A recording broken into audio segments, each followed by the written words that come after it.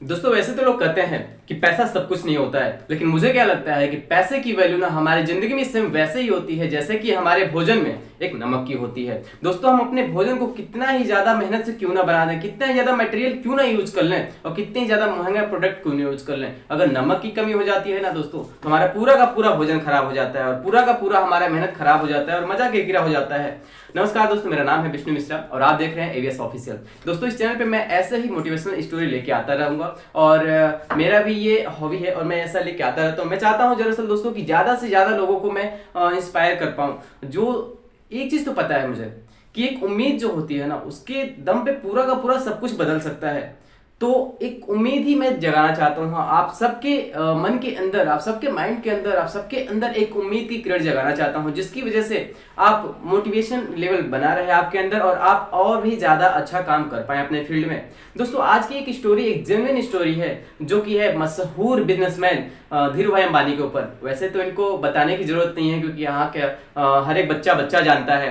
दोस्तों इनके बारे में बहुत ज्यादा बताने की जरूरत नहीं है। वैसे मैं बता दूं थोड़ा सा, धीरू भाई अंबानी बहुत ज्यादा पढ़े लिखे नहीं थे और इनके फैमिली का बैकग्राउंड भी बहुत ज्यादा अच्छा खासा नहीं था। दोस्तों इनको बहुत ही छोटे से छोटे काम करने पड़े, लेकिन इसके बाद भी आज के टाइम पे ये सक्सेस कैसे हैं उनकी एक स्टोरी है, एक छोटी सी स्टोरी है, एक वाक्य है। जब दोस्तों धीरू भाई अंबानी एक पेट्रोल पंप पे काम किया करते थे तो वहां पे एक दिन वो पेट्रोल पंप पे थे, वहां पे एक दिन क्या हुआ, एक कार आता है और उस कार में फैमिली बैठी हुई थी, उस फैमिली में एक बच्चा भी था। तो धीरू भाई अंबानी उस कार में पेट्रोल को भर रहे थे, तभी वहां पे खिलौना बेचने वाला आदमी आता है दोस्तों।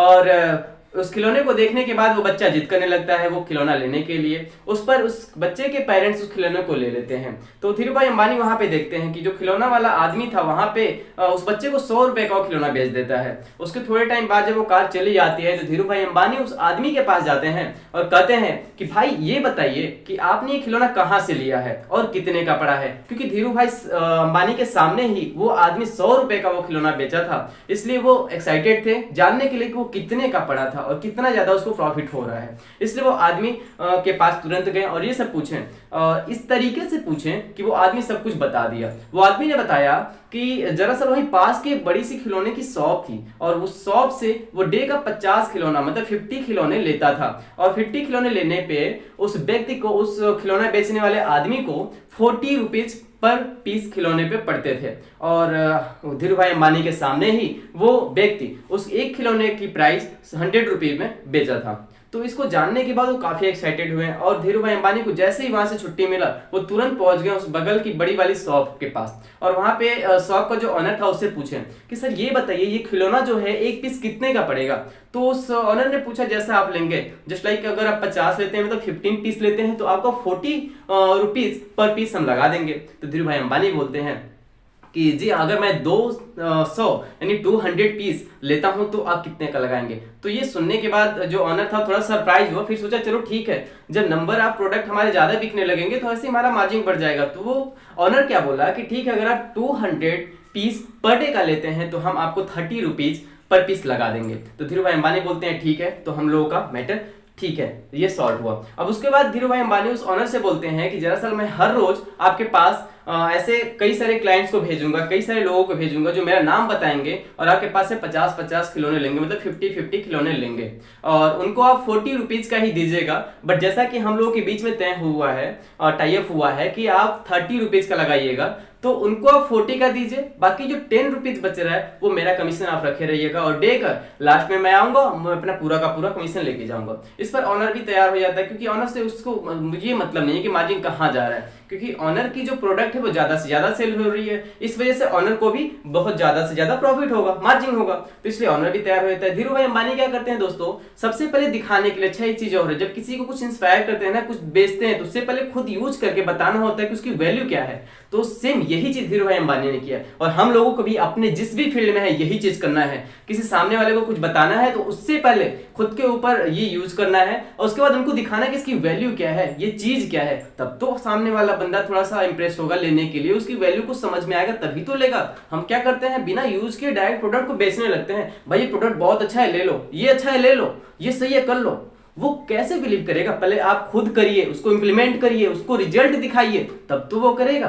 तो धीरू भाई अंबानी ने ठीक ऐसा ही किया दोस्तों। उन्होंने क्या किया, पहले दिन 50 खिलौने उस ऑनर के पास से गए ₹40 पर पीस के हिसाब से वहां से लिए। और पेट्रोल पंप पे कार्य करते टाइम में ही, वो पेट्रोल पंप पे काम करते टाइम में ही, जहां पे वहां पे बच्चे जो आते थे या कार्स के थ्रू आते थे, जैसे भी आते थे, पेट्रोल पंप पे काम करने के दौरान ही वो खिलौनों को बेचा करते थे। अब ऐसे क्या हुआ, डे का अगर वो 50 खिलौने भी बेच लिए तो उनको एक खिलौने के पीछे ₹60 मिल रहा है। तो उनको डे का इतना ज्यादा पैसा मिलने लगा, मतलब उनका जितना भी मंथली सैलरी था पेट्रोल पंप पे, वो सारा का सारा बचने लगा। और खिलौने के बिजनेस से ही, खिलौनों को बेचने के बिजनेस से ही उनको उसी टाइम में, मतलब जितने आवर्स की ड्यूटी वो कर रहे थे अभी पेट्रोल पंप पे, उतने ही टाइम में खिलौने बेचने से उनका पूरा का पूरा खर्चा चालू हो जा रहा था। उनका पूरा का पूरा खर्चा वहां से हो जा रहा था। ठीक है, तो इसके बाद क्या हुआ, उनका पूरा का पूरा सैलरी बचने लगा जो पेट्रोल पंप से मिलता था। इसके बाद ये देखकर इनके आसपास के जो इनके साथी थे काम करने वाले, वो एक्साइटेड हुए, बोले कि सर आप ये क्या कर रहे हो, मतलब हमको भी बताइए, हम भी ऐसा करना चाहते हैं।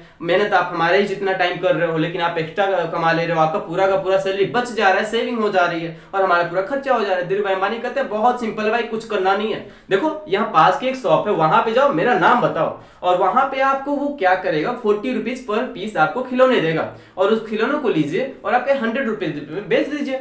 तो उसके बाद वो जितने भी आसपास के पेट्रोल पंप वाले थे वो आए इनके पास। उसके बाद बहुत अच्छा बात है, क्योंकि ये करके दिखाए हैं, धीरूभाई अंबानी खुद करके दिखाए इंप्लीमेंट इसको। उसके बाद वो जितने भी लोग आए उस इंप्लीमेंटेशन को देखें, इनकी इंप्रूवमेंट को देखें, उसके बाद उनको लगा कि हाँ सच में ये चीज जेन्युइन है, ये करने लायक है। ठीक है, उसके बाद वो जितने भी लोग थे ठीक वैसा ही किए जैसा कि धीरूभाई अंबानी ने कहा था। पास की शॉप में गए, उस शॉप में जाके बोले कि मुझे धीरूभाई अंबानी सर ने भेजा है या फिर इन्होंने भेजा है और मुझे इतने खिलौने चाहिए, और उन्होंने बोला कि इतने रुपए पर पीस मिल जाएगा। तो शॉप के ऑनर ने बोला ठीक है, हाँ बिल्कुल मिल जाएगा, उनकी वजह से मिल जाएगा। और उसके बाद फिर ऐसे ही स्टार्टअप में क्या हुआ, 2 से 4 दिन के बाद ऐसे 4 कस्टमर मिल गए, 4 ऐसे उनको साथी मिल गए जो दुकान से जाकर के 50-50 खिलौने लेते थे। अब दोस्तों क्या है कि ये धीरूभाई अंबानी एक भी खिलौने नहीं बेच रहे हैं। धीरूभाई अंबानी अब 4 ऐसे लोगों को रिफर कर दिए हैं जो कि 50 खिलौने पर डे का ले जाके वहां पे सेल करते हैं। तो अब क्या हुआ, धीरूभाई अंबानी अब एक भी खिलौने नहीं खरीदते हैं, अब नहीं भी बेच रहे हैं, तब भी उनको बिना कुछ काम किए उस खिलौने के बिजनेस से उनको कितना मिल रहा है, थोड़ा काउंट कर लेते हैं। एक खिलौने के पीछे ₹10 का मार्जिन इनको मिल रहा है, रेफरल कमीशन मिल रहा है, इनकम मिल रहा है। इसको पैसिव इनकम बोल सकते हैं, सीधे समझिए इसको। एफिलिएट मार्केटिंग जैसे आजकल ट्रेंड में चल रहा है ना, जस्ट ऐसे ही है, इसको रेफरल कमीशन बोलते हैं। ठीक है, तो एक पीस बिकने के ऊपर इनको कितना मिल रहा है, ₹10 मिल रहा है। और एक जो बंदा था उनके साथ जो जुड़ के काम कर रहा है, ले जाके बेच रहा है उनके नाम पे, वो कितना खरीद रहा है डे का, 50 खरीद रहा है। तो और 4 लोग हैं तो कितने हो गए, कितने खिलौने बिक रहे हैं डे के इनके नाम पे, बिक रहे 200, और एक खिलौने पे ₹10 का मार्जिन हो रहा है। तो 200 × 10 करेंगे कितना हो जाएगा दोस्तों, खुद ही कर लीजिए, 2000। अब सोचिए उस टाइम पे जहां पे पेट्रोल पंप पे काम करने के बाद, पूरे डे काम करने के बाद इनको मिलता था 300 या 400, वहां पे ये बिना कुछ काम किए इनको मिल रहा है 2000। कितनी अमेजिंग बात है ना दोस्तों, ये कुछ बहुत अलग नहीं है ना। वो भी पेट्रोल पंप पे काम कर रहे थे, लेकिन वो अगर ये सोच रहे थे यार हम तो पेट्रोल पंप पे काम कर रहे हैं, हमारी फैमिली बैकग्राउंड बहुत सही नहीं है, हम ज्यादा पढ़े लिखे नहीं, हमारा कुछ नहीं हो सकता, कुछ होता क्या, ऐसे हजारों लाखों करोड़ लोग काम कर रहे हैं पेट्रोल पंप पे, लेकिन किसी का कुछ नहीं हो रहा है। दोस्तों केवल निर्भर करता है कुछ होना या नहीं होना। आप लक के ऊपर छोड़ दीजिए, मैंने पहले ही वीडियो में बता के रखा है, लक अपने हाथ में नहीं, तो लक को साइड में रखिए, बस मेहनत डेडिकेशन पे ध्यान दीजिए। अच्छा ठीक है, किसी भी चीज को करने के लिए हम जितना ज्यादा इफोर्ट करेंगे उतना ही ज्यादा हम बेहतर उस फील्ड में होते रहेंगे, नॉलेज इकट्ठा करते रहेंगे, अपनी परफॉर्मेंस बेहतर करते रहेंगे। लेकिन हम अगर राइट डायरेक्शन में मेहनत करेंगे ना, तभी राइट रिजल्ट हमको मिलेगा। हम रिजल्ट चाहते हैं जीकेपी, सपोज करते हैं कि हमारे राइट साइड में जीकेपी है और हम जीकेपी जाना चाहते हैं, और लेफ्ट साइड में दौड़े जा रहे हैं, खूब तेज से दौड़े जा रहे हैं, खूब तेज से दौड़े जा रहे हैं, क्या हम पहुंचेंगे? नहीं पहुंचेंगे। तो मेहनत करना इंपॉर्टेंट नहीं है, लेकिन राइट डायरेक्शन में मेहनत करना बहुत इंपॉर्टेंट है। अच्छा ठीक है, अब आते हैं अपने स्टोरी पे। तो वहां पे क्या हुआ, धीरूभाई अंबानी अब बिना कुछ काम के पैसिव इनकम जनरेट कर रहे हैं। कितना ज्यादा करें, 2000 पर डे का कर रहे हैं। और इनकी इस चीज को देखते हुए वहां पे जितने भी लोग थे और भी चीजें करने लगे। अब ये देखिए, जहां पे वो धीरूभाई अंबानी डे का 300 कमा रहे थे, अर्न कर रहे थे, वहां पे वो 2000 अर्न कर रहे हैं। जब 300 से 2000 तक बढ़ सकते हैं, तो आप ही सोचिए ना 2000 पे रुकेंगे क्या वो? तो ऐसे ही धीरे धीरे ग्रो करते गए, धीरे धीरे ग्रो करते गए, और चीजें सीखते गए, करते गए, सीखते गए, करते गए। आज के टाइम पे देखिए कितने बड़े बिजनेसमैन हैं, और इसके बारे में कुछ खास बताना नहीं है। तो दोस्तों प्रॉब्लम सबके साथ है, आप जिस भी लेवल पे हैं, जहां भी हैं, जो भी कुछ कर रहे हैं, आप ये मत सोचिए कि हमारा लेवल छोटा है। मैंने ऐसे बहुत से लोगों के बारे में सुना है जो कंपनी में जाके मजदूरी करते थे, जस्ट लाइक लेबर का काम करते थे, और एक दिन हुआ कि वो जाके मेहनत करते गए, कुछ सोचते गए, कुछ करते गए, और एक दिन हुआ कि वो इस कंपनी के एमडी तक बन गए। नॉलेज ज्यादा नहीं था, पढ़ाई ज्यादा नहीं था, एक्सपीरियंस था, राइट डायरेक्शन में ही फॉर्ट था।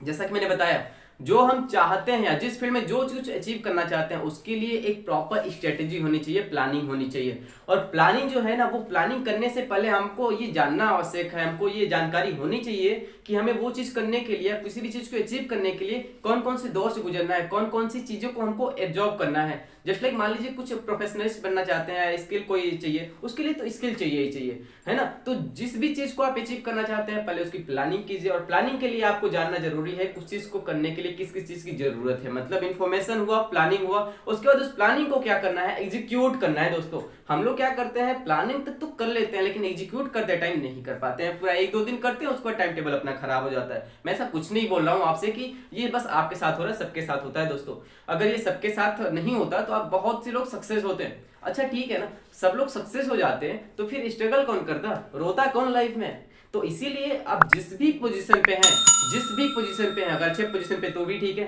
अब बुरे पोजीशन पे हैं तो भी ठीक है, अगर आप एक लेबर है तब भी ठीक है, कोई बात नहीं, आपकी भी टाइमिंग बदल सकती है। अगर धीरू भाई अंबानी वहां पेट्रोल पंप पे काम करने के बाद बदल सकते हैं, तो आप भी बदल सकते हैं। वैसे दोस्तों मैं अपनी खुद की स्टोरी बता रहा हूँ। वैसे 1-2 लोग मुझे मिले जो कि मुझे चिढ़ाते हैं, अभी कोई बात नहीं, टाइम आने दीजिए। चिढ़ाते हैं कभी कि कभी ये बोलते हैं कि अंबानी जी आ गए, है ना, तो वो टाइम आने दीजिए, कोई बात नहीं। आप जब भी कुछ अलग करने जाएंगे ना, कुछ अलग, भीड़ से अलग करने जाएंगे, तो वहां पे लोग आपको क्रिटिसाइज करना चालू करेंगे, आपको ताने मारना शुरू करेंगे, आपका मजाक उड़ाएंगे। बट कोई बात नहीं, मुझे क्या लगता है 3 स्टेज होता है किसी भी चीज को करने के लिए। पहला क्या होता है, भीड़ से हटिए, कुछ नया सोचिए, क्योंकि भीड़ में रहेंगे तो वही मिलेगा जो भीड़ को मिल रहा है। और अपने को चाहिए कुछ अलग, सोचते हैं कुछ अलग चाहिए, कुछ बड़ा चाहिए, लेकिन काम अलग नहीं करना है, काम हमको वही करना जो भीड़ कर रही है। तो भाई जब भीड़ के जैसे काम करना है तो आपको भीड़ वाली चीज ही तो मिलेगी जो सबको मिल रही है, लेकिन हमको चाहिए कुछ अलग, काम हमको अलग नहीं करना है। अच्छा ठीक है, कुछ अलग करना है, उसमें 3 क्रिटिसिज्म होते हैं, 3 स्टेज होते हैं मेरे अकॉर्डिंग। उससे पहला क्या होता है, सबसे पहला क्या होता है, आपको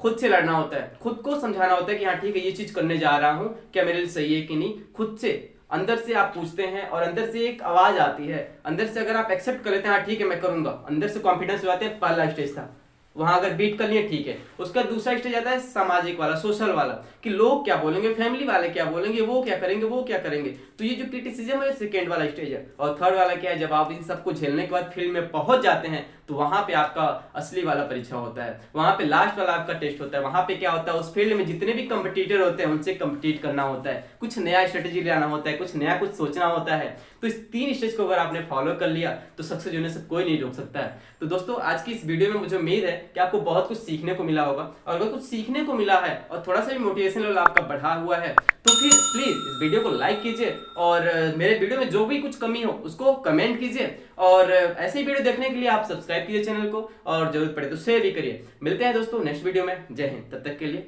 आप मोटिवेशन लेवल बनाए रखिए और अपने काम में बेहतर करते रहिए, हर रोज कुछ नया करते रहिए। चलिए मिलते हैं फिर।